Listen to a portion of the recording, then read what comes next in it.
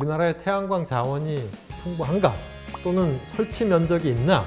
태양광 햇볕이 있을 때 없을 때 이런 간헐성이 있기 때문에 이런 간헐성에 대한 대안이 있냐에 대한 논란이 있습니다. 기후위기를 막기 위해서 언제까지 어떤 목표로 행동해야 될까요? 기후위기를 막기 위해서는 지구 평균 온도 상승을 산업화 이전에 비해서 1.5도씨 이내로 억제해야 한다라고 말하고 있습니다. 그렇기 때문에 오늘의 주제가 탄소 중립 환경 기술인 것 같습니다. 그렇다면 2050 탄소 중립을 위해서 가장 필요한 것 무엇일까요? 우리가 해야 될 일은 CO2가 안 나오는 전기를 많이 만들어야 되는데요. 태양광이나 풍력, 원자력 이런 걸 이용해서 무탄소 전기를 많이 생산한 다음에 우리가 에너지를 쓰는 수송이나 산업이나 건물에 쓰이는 모든 전기를 이 무탄소 전기를 활용하는 전기화를 이루어야 합니다. 우리 쓰는 전기의 63%가 석탄, 천연가스, 즉 LNG 발전으로부터 나옵니다. 근데 무탄소 전기를 하려면 석탄 발전이나 LNG 발전소 꿀뚝에 CO2를 포집하는 설비를 붙인다거나 또는 햇빛이나 바람을 이용해서 태양광 풍력으로 발전을 한다거나 원자력으로 이용해서 발전하면 무탄소 전기를 만들 수가 있습니다. 근데 어떤 분야는 전기화가 어려운 분야가 있어요. 그런 분야는 에너지를 쓴다고 해도 CO2가 안 나오거나 탄소 중립으로 여겨지는 수소나 암모니아, 바이오연료 같은 걸로 활용을 해야 됩니다. 그러면 수소 에너지는 어떻게 생성을 하게 되나요? 수소를 만드는 방법은 크게 세 가지로 분류가 됩니다. 그레이 수소, 블루 수소, 그린 수소 이렇게 우리가 분류를 하고 있습니다.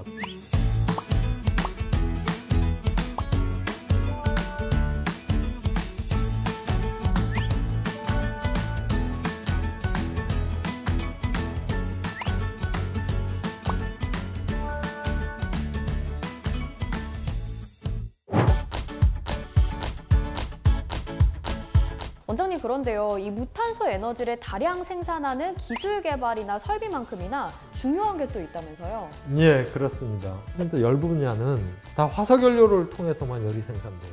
그럼 CO2가 나오잖아요. 그럼 탄소 중립을 하려면 이 열 부분을 갖다가 전기화를 해야 되는 겁니다.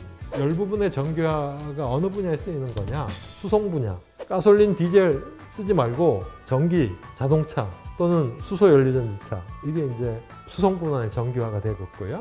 그 다음에 산업 분야, 건물 분야가 전기화 비율이 33%밖에 안 되는데 무탄소 전기를 많이 생산해 갖고 이쪽에를 그 열을 갖다 전기로 바꿔야만 탄소 중립이 가능하거든요. 내연기관 자동차는 이산화탄소하고 매연을 배출하고 있어서 하루빨리 전기차나 수소 연료전지차로 바꿔야 합니다. 산업 분야 역시 전기 보일러, 전기 히터, 히트펌프 등을 도입해 갖고 산업공정 열 생산을 전기화하여야 합니다. 전기 히트펌프를 쓰게 되면 전기로 열 생산하는 거에 약 3배의 열을 우리가 생산할 수 있어요. 그렇다면 무탄소 에너지를 많이 생성해서 활용을 하면 탄소 중립 가능해질까요? 가능하겠죠.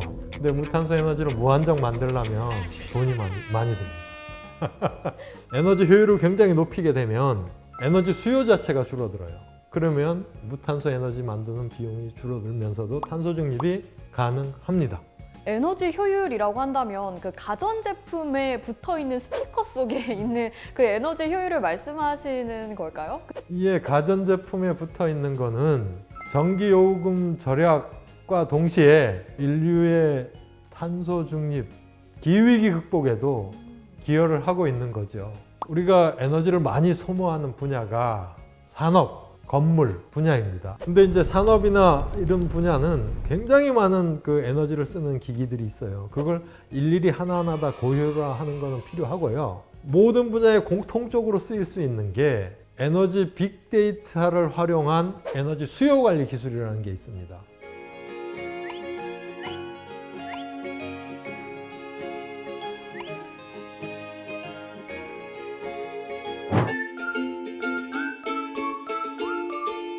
그러면 온실가스 제로를 만들기 위해서 건물 분야에서는 또 어떤 기술이 적용이 돼야 될까요? 최근에 이제 건물 분야 탄소 중립을 위해서 제로 카본 건물 얘기를 많이 하고 있습니다. 제로 카본 건물은 온실가스 배출을 하지 않는 건물을 얘기합니다. 단열이 잘 된 창호를 활용을 해갖고 에너지 낭비를 줄여야 됩니다.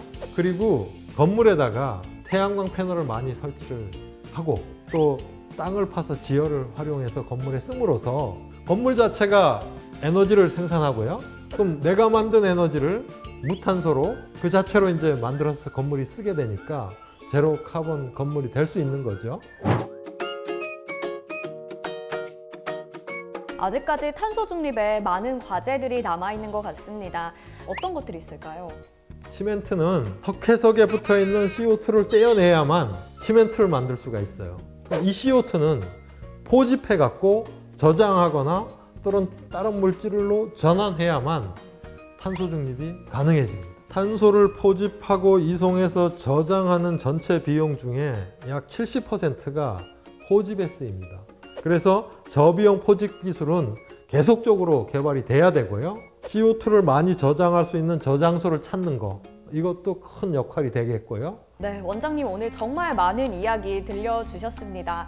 마지막으로 전하고 싶은 한마디 있다면 전해주시죠. 우리는 탄소 중립을 규제로 보지 말고 탄소 중립 혁신 기술을 개발해서 이것을 전 세계에 보급함으로써 경제 성장을 위한 기회로 활용되기를 기대하겠습니다.